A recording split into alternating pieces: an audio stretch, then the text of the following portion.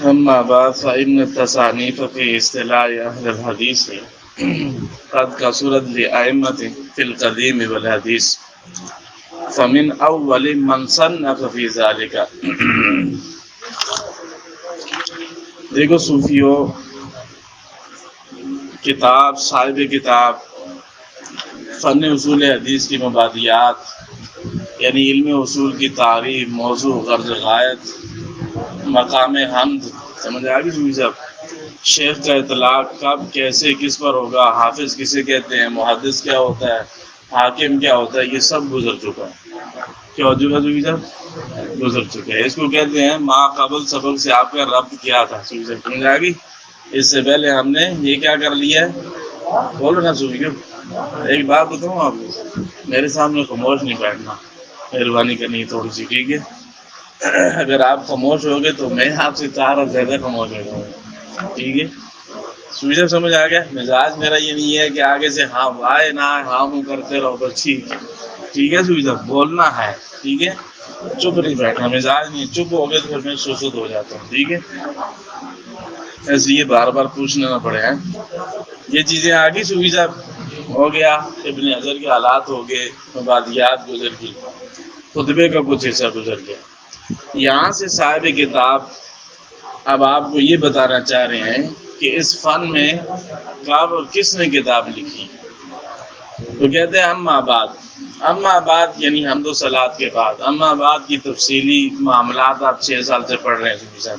اما پہ شرط ہے، اصل ماما ہوتا ہے، یہ ہوتا ہے، وہ ہوتا ہے، وہ گزر گیا. ٹھیک ہے صوفی صاحب؟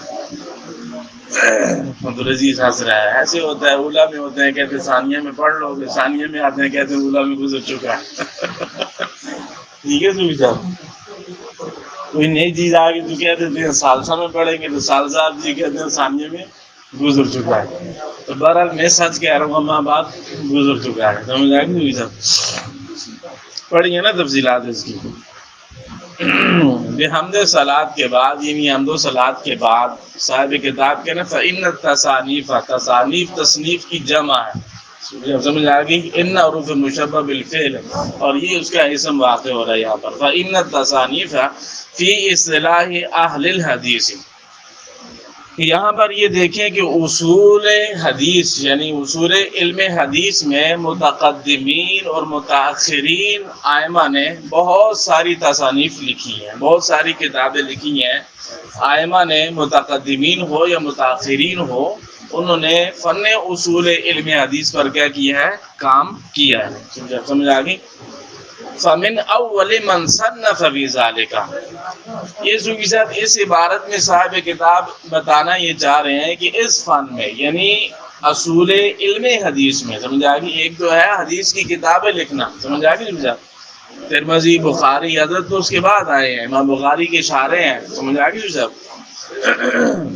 تو کتاب حدیث کی الگ علم اصول حدیث یعنی اصول حدیث کے لیے، اس فن کے لیے جو اصول و ضوابط قواعد تھے، وہ سب سے پہلے کہتا ہے کہ سب سے پہلے اس میں کتاب جو لکھی ہے قاضی ابو محمد رام ہرمزی. سمجھ آ گئی صاحب؟ رام ہرمزی. سب سے پہلی بات یہ سمجھو کہ یہ مصنف نے جو کہا نا فمن اول من صنفا، یہ اس نے اپنی تحقیق کے مطابق کہا ہے. کیا کیا ہے؟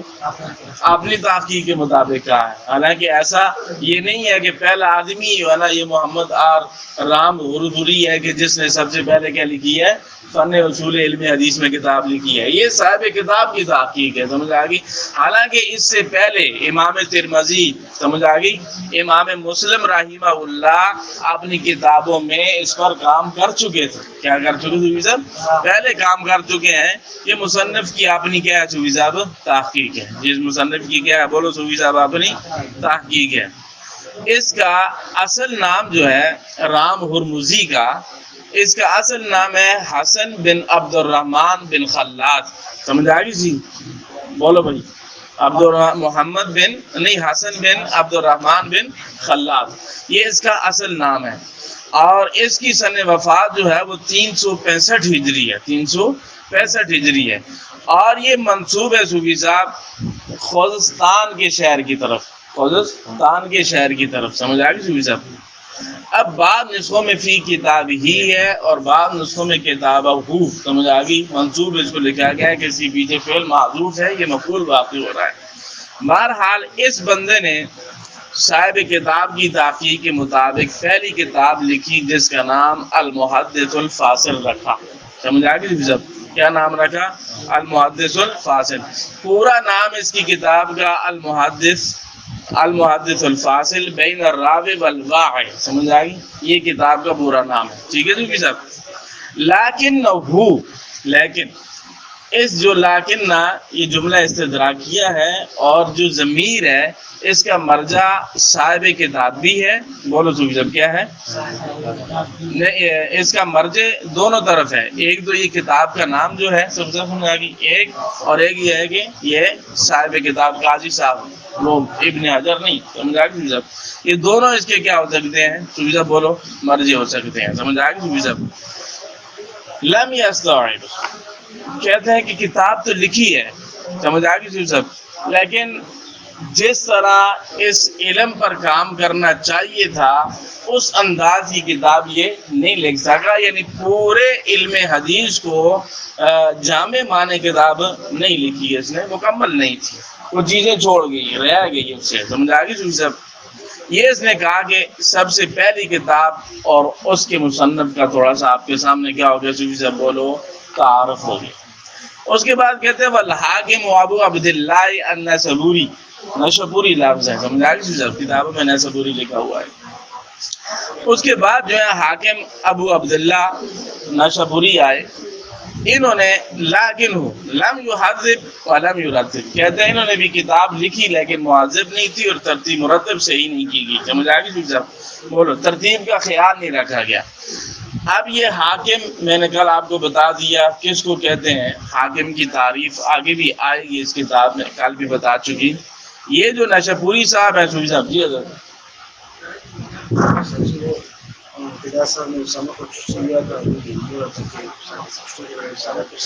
اس کو کیا ہوا؟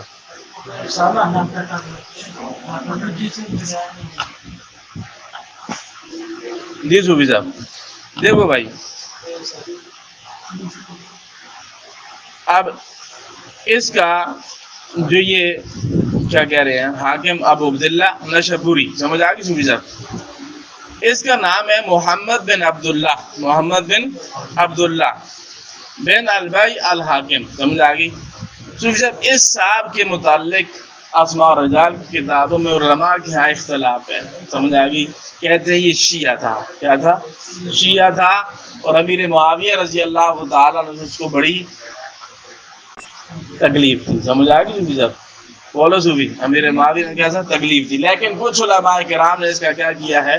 انکار بھی کیا ہے، اس کا کیا کیا ہے؟ اور ہم انشاءاللہ امید یہ رکھتے ہیں اور رکھیں گے بھی کہ اللہ تعالیٰ نے اس کے ساتھ بہتری والا معاملہ فرمایا ہوگا، اور ہم اس صف میں ہے کہ بھائی شیعہ نہیں ہے، امیر معاویہ سے اس کو کیا غار ہوگا، سمجھا کہ رحم المؤمنین خیر، اچھا گمان رکھنا چاہیے، ٹھیک ہے صوفی صاحب۔ بہرحال رائے دونوں موجود ہیں صوفی صاحب، ٹھیک ہے۔ اس آدمی نے کام کیا، اور لیکن یاد رکھیں اس کی جو کتاب ہے مستدرک للحاکم، سمجھ آ گئی، اس کتاب سے آپ استفادہ اٹھائیں، لیکن جب تک آپ ساتھ حافظ ذہبی کی تلخیص نہ رکھیں، سمجھ آ گئی صاحب، ورنہ سمجھتے ہو نا، حافظ ذہبی کی تلخیص کو کیا ہے ساتھ رکھنا ضروری ہے، ٹھیک ہے صوفی صاحب۔ اس نے آ کر کام کیا جی، صاحب کتاب کہتے ہیں دوسرے نمبر پر۔ پھر اس کے بعد طلح ابو نعیم الاصبہانی، طلح کا معنی تھا پیچھے آنا، تابع ہونا، صوفی صاحب سمجھ آ گئی بولو جی؟ طلح کا کیا معنی؟ ٹھیک ہے، وہ تلاوت والا علاق ہے طلح، سمجھ آ گئی، یہ تابع کے معنی میں، ٹھیک ہے صوفی صاحب۔ اس کے پیچھے آئے ابو نعیم الاصبہانی، سمجھ آ گئی صوفی صاحب۔ اس کا نام ہے احمد بن عبداللہ ابو نعیم الاصبہانی الصوفی، سمجھ آ گئی صوفی صاحب۔ اس نے کافی ساری کتابیں لکھی ہیں، ایک المستخرج علی علوم الحدیث للحاکم، اور مشہور اس کی کتاب جو ہے نا حلیۃ الاولیاء ہے، سمجھ آ گئی، حلیۃ الاولیاء ہے، اور ایک کتاب طبقات الاصفیاء اور دلائل نبوت، ٹھیک ہے، یہ اس کی کتابیں ہیں۔ یہ شخص جو ہے 336 ہجری میں، سمجھ آ گئی جب 336 میں پیدا ہوا ہے اور 430 ہجری میں اس کی وفات ہوئی ہے، سمجھ آ گئی جب اس نے فعمل اعلیٰ کتاب ہی مستخرجن مستخرجن، سمجھ آ گئی جب کسرہ کے ساتھ مستخرجن، سمجھ آ گئی جب کوئی نہیں، مفعول اس میں فعل کا فرق ہوگا، ٹھیک ہے صاحب. اور اگر مستخرجن تو اس صورت میں یہ حال واقع ہوگا عامل فعل سے، سمجھ آ کس سے؟ عامل فعل سے. مستخرجن دونوں طرح پڑھ سکتے ہیں، فاعل اور مفعول صیغے کے اعتبار سے ہو جائے گا اور ترکیبی اعتبار سے فرق آئے گا، لیکن مراد اور مقصود میں کوئی فرق نہیں پڑے گا. ہاں صیغہ بدلے گا تو لازمی بات ہے سب معنی بدلے گا، لیکن مراد اور مقصود میں کوئی فرق نہیں آئے گا. سب سمجھ آ گئی؟ بولو سبھی، ٹھیک ہے، دونوں باتیں ہو گئی. بولو. یعنی سوال میں یہ پوچھا جا سکتا ہے کہ مستخرجن میں ترکیبی احتمالات کتنے ہیں، سمجھا بھی جب تو کیا اس کے ترکیبی احتمالات کے ساتھ مراد اور مقصد میں بھی کوئی فرق آئے گا؟ تو یاد رکھو صیغہ بدل سکتا ہے، مقصد اور مراد میں فرق نہیں آئے گا. تو سمجھ آ گئی؟ صاحب نے کتاب پر کام کیا لیکن وہ اب کا اشیاء للمتعاقب، لیکن پیچھے آنے والوں کے لیے بہت کچھ چھوڑ دیا، بہت کچھ کیا کر دیا؟ چھوڑ دیا. سمجھ آ گئی؟ یعنی کہ انہوں نے بھی ایسی کتاب لکھ دی لیکن پیچھے آنے والوں کے لیے اس پر بھی کام کرنے کے بہت زیادہ کیا ہے مواقع موجود ہے. سمجھ آ گئی سب؟ ثم جاء بعد الخطیب ابو بکر البغدادی. اب یہاں سے یہ کہتے ہیں کہ اس کے بعد ابو بکر البغدادی خطیب کے نام سے یہ مشہور ہو گئے. یہ آئے، نام ان کا احمد بن علی بن ثابت الخطیب البغدادی ہے. سن 392 ہجری میں پیدا ہوئے اور 463 ہجری میں ان کے انتقال ہوا ہے. سمجھ آ گئی؟ یہ چیزیں یاد رکھو، یہ بڑی کام دیتی ہیں، سن وفات اور سن پیدائش. سمجھ آ گئی؟ بولو. بہت مزہ آئے گا، یہ یاد رکھنے کی چیزیں ہوتی ہیں. ٹھیک ہے جو صاحب. اس بندے نے کتاب لکھی فصنف فی قوانین روایتی کتابا سماہ الکفایہ. کہتے ہیں روایہ کے قوانین کے متعلق اس نے کتاب لکھی ہے اور اس کا نام اس نے الکفایہ رکھا ہے، اور اس کی پوری کتاب کا نام الکفایۃ فی علم الروایہ. سمجھ آ گئی؟ کیا نام ہے؟ الکفایۃ فی علم الروایہ. سمجھ آ گئی صاحب؟ وفی آدابہا کتابا سماہ، اور پھر اس نے اس کے آداب کے متعلق بھی کتاب لکھی ہے اور اس کا نام لکھا الجامع للآداب الشیخ والسامع. سمجھ آ گئی صاحب؟ بولو بھائی. ہاں لیکن صوفی صاحب ایک رائے یہ بھی ہے کہ اصل کتاب جو اس کی ہے اس کا نام ہے الجامع للاخلاق الراوی و آداب السامع. اصل نام اس کا یہ ہے. سمجھ آ گئی تم؟ اصل نام کیا ہے؟ یہ ہے. اس کے بعد وقل فن من فنون الحدیث الا وقد صنف فیہ کتابا مفردا. علوم حدیث میں، سمجھ آ گئی صاحب؟ علوم حدیث میں اہل علم نے، سمجھ آ گئی، جتنے بھی علماء نے اس کے بعد اس کے اوپر کام کیا ہے، سمجھ آ گئی صاحب؟ انفرادی طور پر کتابیں لکھی گئی ہیں، تھوڑی یا زیادہ، لیکن وہ سب کے سب جو ہیں وہ اس خطیب صاحب کے کیا ہو گئے؟ محتاج ہو گئے.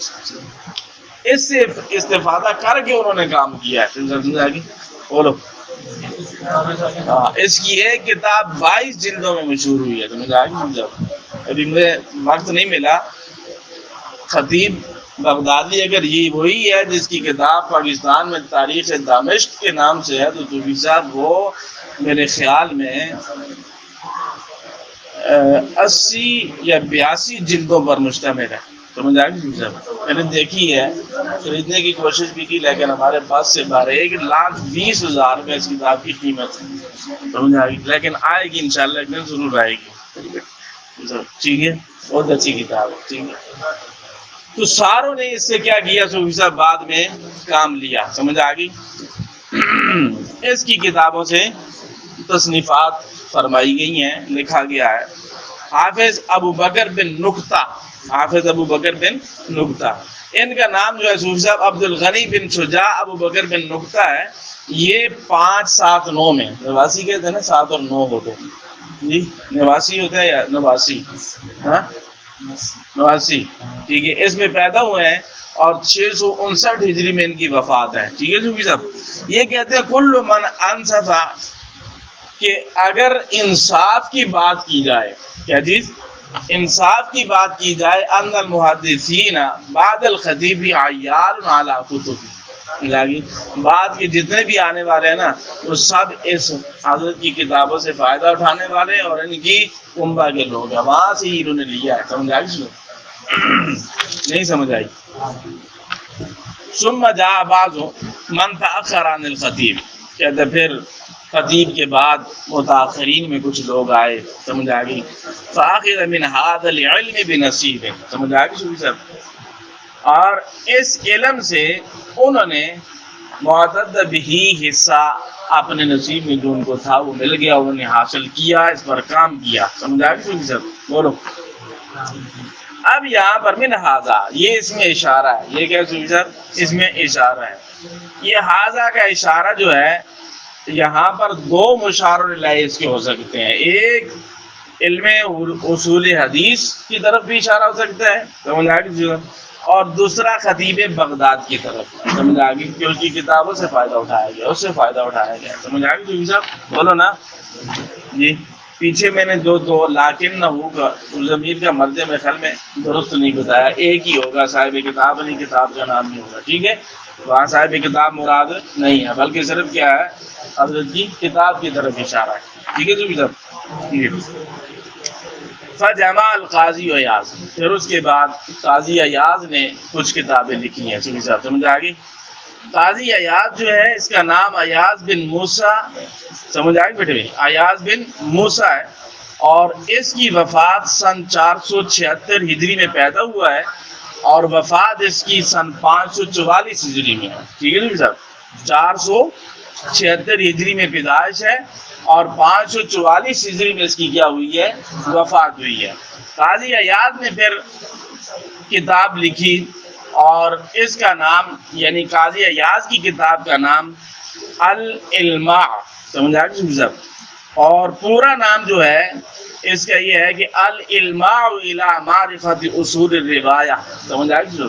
اور تقیید السماع، یہ پورا نام ہے اس کی کتاب کا، ٹھیک ہے صاحب؟ قاہرہ سے چھپی بھی ہے، کیا ہوئی ہے؟ چھپی بھی ہے۔ قاضی ایاز کے بعد ابو حفص المیانجی، یہ میاں جی نہیں ہے، تھا میانجی ہے، سمجھ آ گئی؟ کیا ہے؟ بولو۔ میانجی ہے، یہ منسوب ہے میانش قریہ کی طرف جو افریقہ میں واقع ہے، کس میں؟ افریقہ میں واقع ہے۔ حضرت مکہ میں آئے اور شیخ حرم، ٹھیک ہے، ان کا لقب بھی تھا، اور 571 ہجری میں یہ اس دنیا سے کیا ہو گیا بھائی؟ چلے گی، 571 دنیا میں چلے بھی گئے۔ اس نے ایک کتاب لکھی تو اس کا نام اس نے لکھا ما لا یسع المحدث جہلہ، سمجھ آ گئی صوفی صاحب؟ بولو بھائی، وہ سمجھ آ رہی ہے کہ وہی نا؟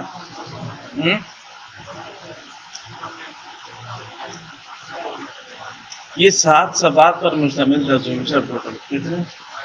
7 صفحات پر مشتمل۔ بہرحال وَإِمْثَالُ ذَلِكَ مِنَ التَّصَانِيفِ الَّتِي اُشْتُهِرَتْ، اس کے علاوہ ان جیسی بہت ساری کتابیں لکھی گئی ہیں، سمجھ آ گئی، جو اس فن میں بہت معروف اور مشہور ہوئی، سمجھ آ گئی صاحب؟ کیا ہوئی؟ مشہور ہوئی۔ ابو سے تک، سمجھ آ گئی صاحب؟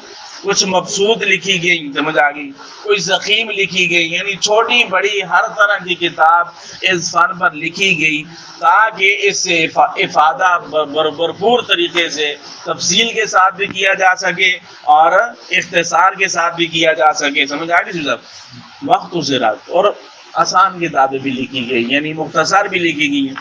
اس کی وجہ یہ کہ لیتیسر فہمھا اعلان، یعنی کہ تاکہ ان کا حفظ، ان کا فہم آسان ہو جائے، ان کا حفظ، ان کا فہم کیا ہو جائے؟ آسان ہو جائے، سمجھ آ گئی؟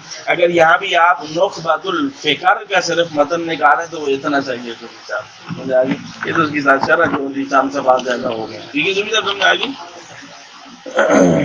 اچھا جی، اب اس کے بعد کہتے ہیں الحافظ الفقیہ تقی الدین ابو عمرو عثمان بن صلاح، سمجھ آ گئی، بن عبد الرحمن اشہ حضور وری، دمشق میں پھر یہ آگے یہ حضرت ابن صلاح کے نام سے مشہور ہے. حضرت کیا ہے؟ ابن صلاح کے نام سے کیا ہے؟ مشہور ہے. سمجھ آئے؟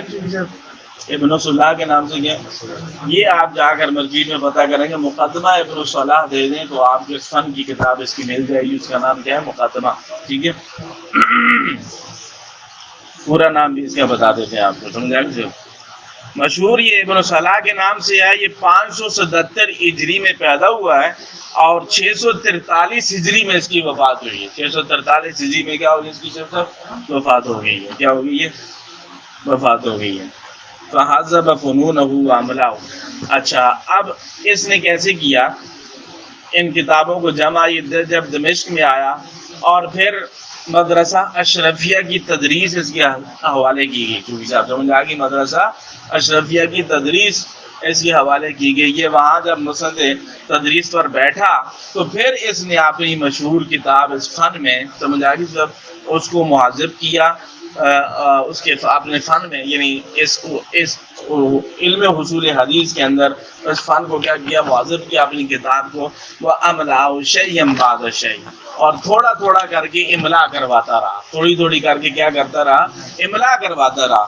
آگے سے فلہذا لم یوصل، یہی وجہ ہے کہ اس کی کتاب سے جو کچھ ملنا چاہیے تھا، جس مناسب طرز پر اس کو آنا چاہیے تھا، چھپنی چاہیے تھی، جس ترتیب کے ساتھ، جس منہج پر نظر پر اس کتاب کو جانا چاہیے تھا، لیکن یہ کتاب وہ مقام اپنا حاصل نہیں کر سکی اسی وجہ سے. سمجھ آئے گی جب وَاعْتَنِي بِتَصَانِيفَ، اور خطیب کے منتشر مضامین کو. سمجھ آئے گی سب کہتے ہیں خطیب کے منتشر مضامین کو. سمجھ آ گئی، جو متفرق طور پر جا خدا کہیں نہ کہیں کسی کتاب میں آگے پیچھے جو بھی تھا وہ سب اس نے کیا کیا؟ صوفی صاحب جمع کیا. سمجھ آ گئی. فشمع شتات مقاصد، مختلف مقاصد کو کیا کر دیا صوفی صاحب اس نے پھر جمع کر دیا. کیا کر دیا؟ جمع کر دیا. وضم الیہا من غیرہا، اور پھر اس کے بعد اس نے دوسری کتابوں سے بھی منتخب مضامین کو کیا کیا؟ اس کے ساتھ صوفی صاحب کیا کیا؟ جمع کر دیا. اور دوسری کتابیں یعنی جو متفرق کتابیں تھیں، جب اس نے اتنا بڑا کام کر دیا، سمجھا کہ جب عقف الناس علیہ، تو لوگ جھک گئے اس کے اوپر. لوگ کیا ہو گئے؟ جھک گئے اس کے اوپر. سمجھا گئے. جیسے آج کل لطیفوں والی سرکار ہو تو لوگ کیا ہوتے ہیں؟ اس پر جھک جاتے ہیں. تو اس بندے نے تو کام کے لطیفے نہیں سنائے. دور دور کا فرق ہے صوفی صاحب. اس وقت لوگ علم کے پیاسے تھے، علم والوں پر جھکتے تھے. سمجھ آ گئی؟ اوے تو کو بولتا نہیں ہے جا بول. اچھا صوفی صاحب پھر اس کے بعد کہتا ہے کہ لوگوں نے اس کے نہج کو اختیار کر دیا. سمجھ آ گئی؟ لوگوں نے اس کے نہج کو اختیار کر دیا. فلا یحصی کم ناظم لہ ومختصر، پھر اس کے اوپر کتابیں لکھی گئی. نظم میں لکھنے والے بھی آگے، نثر میں لکھنے والے بھی آگے، تفصیل کے ساتھ لکھنے والے، پھر شارٹ کٹ مختصر لکھنے والے. سمجھ آ گئی صاحب؟ ومستدرک علیہ ومختصر، اور پھر سے جو چیزیں رہ گئیں ان کو بھی لکھا گیا. مستدرک کہتے ہیں فوت شدہ مضامین کو صوفی صاحب کرنا. پھر اس کی تعریف کرنے والے بھی آگے. سمجھ آئی؟ معارض، اور پھر تنقید کرنے والے بھی آگے. سمجھ آئے گی صوفی صاحب؟ کیا آگے؟ تنقید کرنے والے بھی دونوں صوفی صاحب کیا ہو گئے؟ آگے. نہیں سمجھے صوفی صاحب؟ اتنی سمجھ آ گئی آپ لوگوں کو؟ جی. اب کہتے ہیں فسألنی، میرے بعض دوستوں نے مجھ سے سوال کیا کہ آپ بھی کچھ حرکت کریں، اور ہمیں بھی عبدالعزیز نے ایسے کر دیا ہے کہ بس چلو بس